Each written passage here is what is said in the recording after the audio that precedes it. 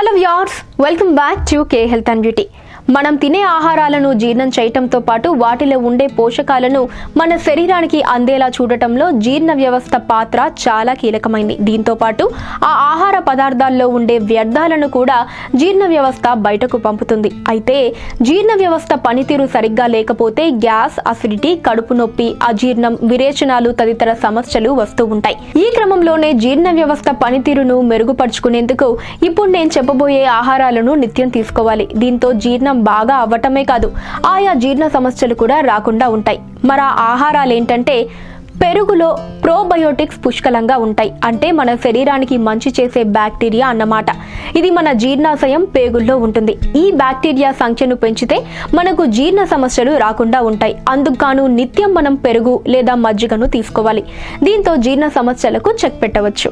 Apple పండ్లల్లో పుష్కలంగా ఉండే పెక్టిన్ అనే సాల్యుబుల్ ఫైబర్ జీర్ణ సమస్యలు రాకుండా చూస్తుంది. మనం తిన్న ఆహారం సరిగ్గా జీర్ణమయ్యేందుకు దోహదపడుతుంది.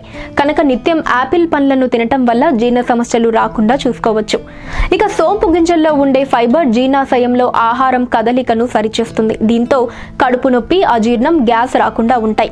తిన్న ఆహారం త్వరగా జీర్ణమవుతుంది. ఇక మనం భోజనం చేసిన వెంటనే తినదగిన పండ్లల్లో బొప్పాయి పండు కూడా ఒకటి. ఇందులో ఉండే పపైన్ అనే ఎంజైమ్ మనం తిన్న ఆహారాన్ని సరిగ్గా జీర్ణం చేస్తుంది. దీంతో గ్యాస్, అసిడిటీ రాకుండా ఉంటాయి.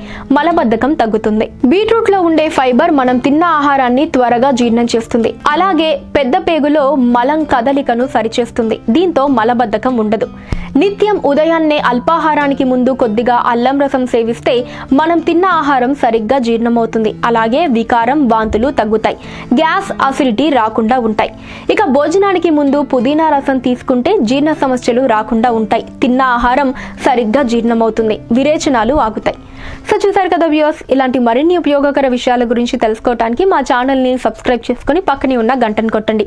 ఈ వీడియోపై మీ అభిప్రాయాన్ని నాకు కామెంట్ చేసి లైక్ అండ్ షేర్ చేయడం మర్చిపోకండి.